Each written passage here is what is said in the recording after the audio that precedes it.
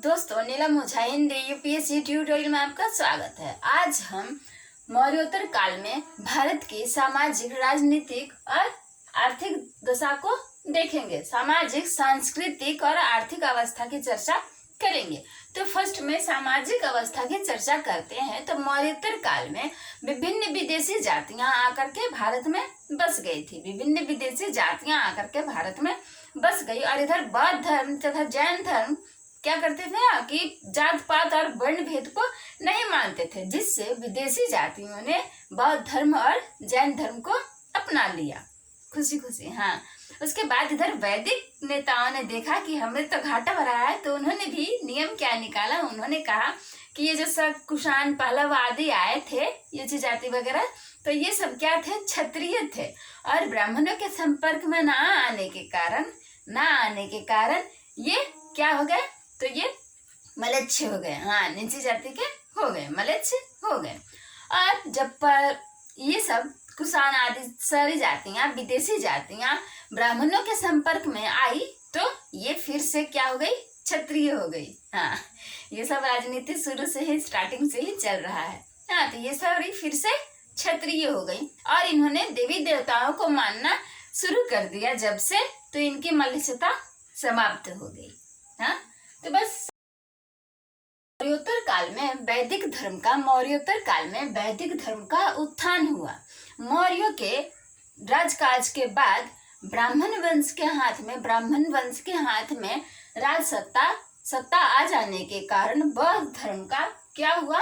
प्रचार प्रसार कम हो गया, मतलब महत्व कम हो गया। हाँ, बौद्ध धर्म का महत्व कम हो गया और वैदिक धर्म का उत्थान हुआ। यज्ञ आदि हाँ किसने करवाए हैं? पुष्यमित्र शुंग ने करवाए हैं ना, 2 पुष्यमित्र शुंग ने करवाए हैं 2, और एक कनिष्क किसका जिक्र आया था, उसने भी करवाए हैं। तो इसी से पता चलता है कि वैदिक धर्म का महत्व बढ़ गया था।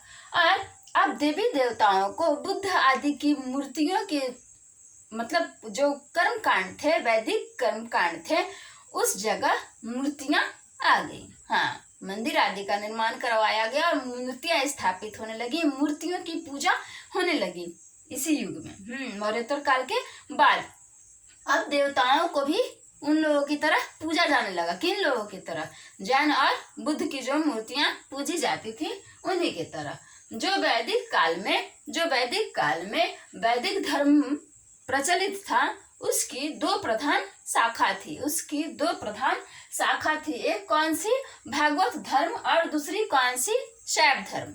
हाँ, 2 प्रधान शाखा भागवत। हाँ, तो आप लोग लिख लो ना जी न, मैं उतना लिखने लगूंगी तो 1 साल लग जाएंगे। हाँ, ताकि आप लोग चीटिंग ना कर सके, कृपया ध्यान दें। हाँ, तो आप लोग जो नहीं ये कर सकते हो, इस शॉर्ट में सुन करके ना समझ में आए तो लिख लीजिए, ठीक है। हाँ, तो भागवत धर्म श्री कृष्ण को वैदिक युग का देवता माना जाने लगा और भागवत गीता प्रमुख ग्रंथ हुई। ये ना पशु बलि के निंदक थे, मतलब पशु बलि इन्हें नहीं चाहिए थी, ये समर्थक नहीं थे। ना तो ये कर्म कांडों के विरोधी थे और ना ही ये उसके मतलब सपोर्टर। हाँ, ना ही वे इसके क्या बोलेंगे पता नहीं, हिंदी में आप लोग ट्रांसलेट कर लेना, ठीक है। मंदिर और मूर्तियां बनाई जाने लगी, मंदिरों में मूर्तियां स्थापित की जाने लगी और पूजा की जाने लगी। हाँ, इसके पहले नहीं होता था। बौद्ध धर्म, जैन धर्म पॉपुलर था, विख्यात था, और अब वैदिक धर्म में आया, मंदिर बनने लगे, मूर्तियां स्थापित होने लगी और पूजा होने लगी। महाभारत और भगवत गीता में श्री कृष्ण को विष्णु व भगवान का अवतार माना गया है और उसी रूप में दिखाया भी गया है। कर्म कांड के जगह भक्ति पर जोर आ गया। कर्म कांड के जगह भक्ति ने जोर पकड़ लिया। आरंभ में शैव धर्म शिव भागवत लकुलिश माहेश्वर और पाशुपत नाम से ही विख्यात था, पर आगे चलकर यह इसके कई संप्रदाय बन गए, जिसमें कापालिक और कालामुख। हाँ, पहले लकुलिश, शिव, भागवत, लकुलिश, पाशुपत और महेश्वर नामों से ही जाना जाता था शैव धर्म। उसके बाद क्या हुआ, उसके बाद यह इसके कई संप्रदाय बने और उसमें कापालिक तथा कालामुख प्रमुख हुए। कालामुख, कौन सा मुख? हाँ, कालामुख। मंदिरों में शिव प्रतिमा स्थापित की जाने लगी। मंदिरों में शिव प्रतिमा स्थापित की जाने लगी और उस मूर्ति की पूजा होने लगी। उसके बाद क्या हुआ कि लिंग की पूजा होने लगी और अब तक वही चल रही है। पहले मूर्ति पूजा स्टार्ट हुई थी, शुरू हुई थी। भविष्य पुराण में शिव की पूजा का उल्लेख मिलता है। कनिष्क के कई सिक्कों पर भी भगवान सूर्य की प्रतिमा अंकित है। कश्मीर व अल्मोड़ा में सूर्य के मंदिर है ना, कई अब तो खंडहर बन चुके हैं, तो खंडहर रूप में सूर्य भगवान के कई मंदिर भी प्राप्त हुए हैं कश्मीर व अल्मोड़ा से, है ना। धर्म की चर्चा करें तो साधारण जनता तक बौद्ध धर्म ही फैला हुआ था। कई विदेशियों ने भी बौद्ध धर्म अपनाया था। कई विदेशियों ने भी, जैसे मिनांडर, शक महाक्षत्रप थे ना, क्या, सोडास, मिनांडर, सोडास, कनिष्क आदि ने भी बौद्ध धर्म अपनाया था। कनिष्क ने तो न केवल अपनाया था बल्कि विदेशों में प्रचार प्रसार भी किया था कनिष्क ने। कनिष्क के ही समय में चौथी बौद्ध संगीति हुई थी, ठीक है। कहाँ? कश्मीर के कुंडल वन में चौथी बौद्ध संगीति हुई थी वसुमित्र की अध्यक्षता में। अशोक घोष भी थे वसुमित्र की अध्यक्षता में। उस समय ये तो दूसरी बौद्ध संगीति में ही टूट गई थी बौद्ध शाखा 2 भागों में। तो नाम क्या था उस समय? स्थविरवाद और महासंघिक। तो स्थविरवाद क्या हुआ? हीनयान। इसका मुख्य केंद्र कहाँ था? तो इसका मुख्य केंद्र कश्मीर था और महायान का मुख्य केंद्र कहाँ था? नागार्जुन कोंडा, नाग बाबा। महायान का क्या था? इसका था नागार्जुन कोंडा और अमरावती, नागार्जुन कोंडा और अमरावती किसका था? महायान शाखा का प्रमुख केंद्र था। हीनयान का कश्मीर था। हीनयान और महायान में टूट गया। महात्मा बुद्ध को भगवान का रूप देकर के इनकी मूर्तियों की पूजा होने लगी। इनके गुणों पर ध्यान देने के लिए या फिर से इन्हें प्रचलित करने के लिए, मतलब विख्यात करने के लिए, पॉपुलर करने के लिए फिर से इनके जीवन कथा लिखी गई। महावस्तु, ललित विस्तार और बुद्ध चरित आदि उसी समय लिखे गए। हाँ, अश्वघोष की है ना, वाहियत है। महायान शाखा किसकी थी? महासंघिक। पहले की महासंघिक। हीन मत समझो, स्थिर रहो। तो यह स्थविरवाद का था हीनयान। और महायान किसका था? महासंघिक का। महायान शाखा को पॉपुलर करने यानी विख्यात करने में नागार्जुन, आर्यदेव, अशंग और वसुबंधु आदि ने महत्वपूर्ण भूमिका निभाई। किसमें? महायान शाखा को विख्यात करने में। जैन धर्म की चर्चा करें तो इस काल में प्रथम शताब्दी में जैन धर्म 2 भागों में विभक्त हो गया। कौन कौन सा? दिगंबर और श्वेतांबर, ठीक है। रूढ़िवादी जैन, रूढ़िवादी विचारधारा के जैन दिगंबर कहलाए और उदारवादी, हाँ इसमें भी रूढ़िवादी उदारवादी जैन क्या कहलाए? तो श्वेतांबर कहलाए। रूढ़िवादी जैन के गुरु कौन थे? शिवभूति थे। हाँ, रूढ़िवादी के, हाँ तो अंडरलाइन कर लीजिएगा, मतलब दिगंबर के। रूढ़िवादी छोड़ दीजिए, दिगंबर के गुरु शिवभूति थे। इन लोगों ने भी अनेक ग्रंथ रचे ताकि जैन धर्म का प्रचार प्रसार हो सके। और बौद्ध धर्म और वैदिक धर्म की ही भांति इस धर्म में भी, जैन धर्म में भी मूर्तियां बनी और मूर्ति पूजा शुरू हो गई। साहित्य की चर्चा करें तो अनेकों ग्रंथ की रचना की गई। इस काल में अनेक ग्रंथ की रचना की गई। पतंजलि ने महाभाष्य की रचना की। किसके आधार पे, किसके बेस पे? पाणिनि के अष्टाध्यायी। पाणिनि के अष्टाध्यायी आप लोग लिख लो।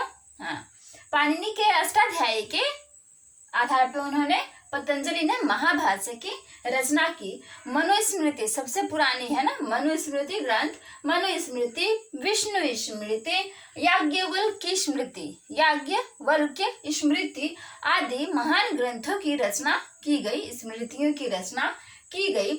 भास ने प्रतिज्ञा योगंधरायण, प्रतिज्ञा, भास ने क्या किया? प्रतिज्ञा किया। भास ने प्रतिज्ञा योगंधरायण की रचना की। बुद्ध चरित किसने लिखी है? अश्वघोष। वाह, याद तो है। बुद्ध चरित अश्वघोष ने लिखी है। मृच्छकटिकम लिखा गया है किसके द्वारा? नाट्य शास्त्र की रचना की गई है।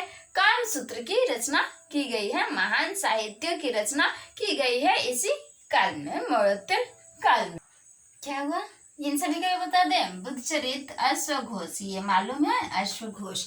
मृच्छकटिकम शूद्रक, मृच्छकटिकम शूद्रक के द्वारा लिखी गई है। नाट्य शास्त्र किसके द्वारा? कौन मुनि? भरत मुनि।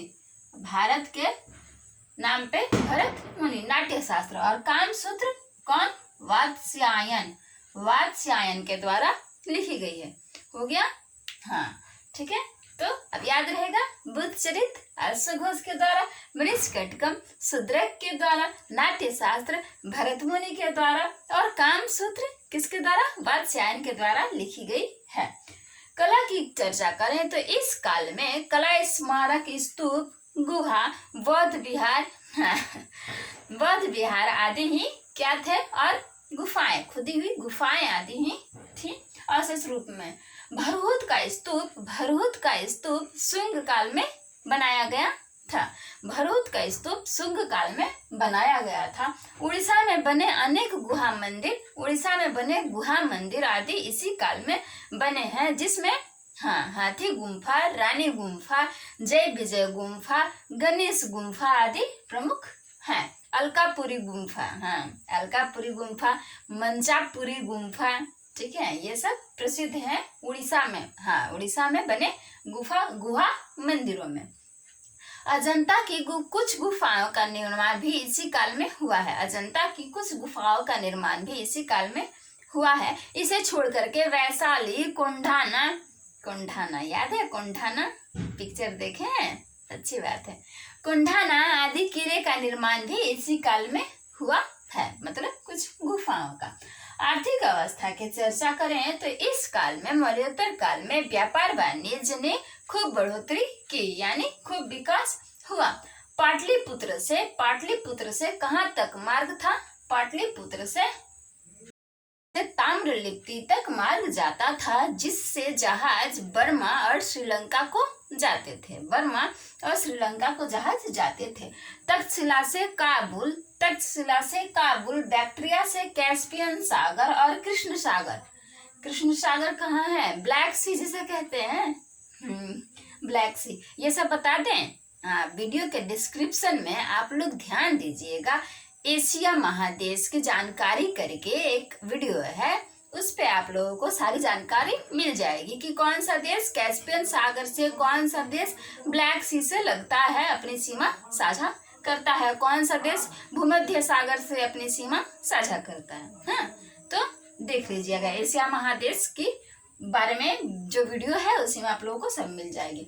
कृष्ण सागर यानी ब्लैक सी, कांधार से ईरान व भूमध्य सागर तक मार्ग जाता था, जिससे व्यापार में बड़ी सुविधा मिलती थी। इसी काल में अरब सागर में चलने वाली मानसून हवाओं की खोज की गई या पता चला। अरब सागर में चलने वाली मानसून हवाओं की खोज की गई, जिससे व्यापार में काफी सुविधा मिली। पहले हम लोग घूम के जाते थे, अब अरब सागर से भी जा सकते थे, ठीक है। भारत के व्यापारी चीन से, हिंदी चीनी भाई, भारत के व्यापारी पहले तो थे, भारत के व्यापारी चीन से क्या खरीद करके, रेशम खरीद करके दिमाग लगाते थे और रोम के बाजारों में ले जा करके बेच देते थे। चीन से खरीद करके रोम के बाजारों में ले जा करके बेच देते थे, जिससे उन्हें काफी मुनाफा होता था। और भारत से हाथी दांत, मोती, काली मिर्च, लौंग, मसाले, सुगंधियां मतलब इत्र, मार फरफराए हैं, इत्र आदि, सूती और रेशमी कपड़े आदि भी कहाँ जाते थे, रोम को जाते थे। और रोम से भी कुछ आता था। तो रोम से किलो के भाव में, हजारों किलो के भाव में सोने आते थे भारत।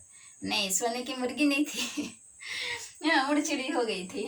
हाँ, तो रोम से सोने आते थे, सोने के सिक्के आते थे। भारत के बर्मा, जावा, सुमात्रा, चंपा, भारत के बर्मा, जावा, सुमात्रा, चंपा आदि से व्यापारिक संबंध थे।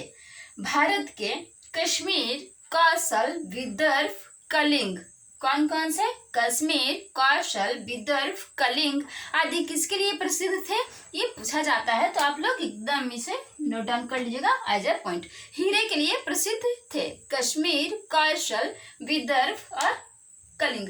तीन तो क से ही है, कश्मीर, कौशल, कलिंग, ठीक है, एक अलग है विदर्भ। ये सब किस लिए थे, तो हीरे के लिए। और बंगाल मलमल के लिए प्रसिद्ध था। बंगाल, हाँ मलमल के लिए बंगाल प्रसिद्ध था। ये हाँ यहाँ दिया हुआ है। सपारा, कल्याण और प्रतिष्ठान प्रमुख व्यापारिक केंद्र थे। सपारा, नाला सपारा, सपारा, कल्याण और प्रतिष्ठान प्रमुख व्यापारिक केंद्र थे। और प्रमुख व्यापार कहाँ से होते थे, तो केरल प्रदेश से होते थे सारे व्यापार, बहुत सारे। इस युग में मुद्राओं का भी चलन हुआ, मतलब मुद्राएं भी ढाली गई, सिक्के भी बनाए गए। कुषाणों के द्वारा शुद्ध सोने के स्वर्ण मुद्राएं हाँ सर्वप्रथम बनाई गई, ठीक है। मौर्योत्तर कालीन बंदरगाहों, तटों आदि की चर्चा करेंगे। ये समुद्र तट हो गया, ये सारे बंदरगाह हो गए, और ये सारे पेरिप्लस ऑफ द एरिथ्रियन सी में जो नाम दिया गया है, पेरिप्लस ऑफ द एरिथ्रियन सी। होठ घुमा, सीटी बजा के बोल, हाँ ऑल इज वेल नहीं है। अरे किसी की गाड़ी किना रही है, खरीदी गई है, किसी की जॉब होने वाली है, मिठाइयाँ तो बाकी हैं, ठीक है। तो चलिए मिठाइयाँ बाद में खाते हैं, फिर देख लेते हैं। समुद्र तट, सिंधु तट का बंदरगाह पाटल था। सिंधु तट का बंदरगाह पाटल था। इसे पेरिप्लस ऑफ द एरिथ्रियन सी में क्या कहा गया, वेरी वेरी कम। विटामिन बी थी उनके पास, वेरी वेरी कम, ठीक है, वेरी वेरी नहीं हुआ तो वेरी वेरी कम। सिंधु तट का बंदरगाह पाटल था, इसे पेरिप्लस में वेरी वेरी कम कहा गया। काठियावाड़ का प्रभास तट था, नाम अच्छा ना, याद हो जाएगा। प्रभास तट, प्रभास पत्तन, इसने नाम नहीं दिया। खंभात तट गुजरात के पास, राजस्थान गुजरात। भरूकच्छ, किसका, खंभात तट का बंदरगाह भरूकच्छ था। भड़ौच भी कहा जाता था, इसने बेरीगाजा कहा, बेरी तो इसका छुट्टी ही रहा है ना, बेरीगाजा कहा किसे, भरूकच्छ को, बेरीगाजा। महाराष्ट्र तट का बंदरगाह सोपारा था। सुपारा या सोपारा जो कहें, इसने सोपारा ही रहने दिया, पेरिप्लस ऑफ द एरिथ्रियन सी में। कर्नाटक तट का वैजंती था, वैजंती, इसने विजड्रोगा कर दिया, वो सही तो है, कर्नाटक का वैजंती। अरे लड़की, अरे हाँ उसी ये में लो वैजंती, तो इसने विजड्रोगा कर दिया, वीजा देगा, वैजंती को वीजा देगा कर्नाटक में।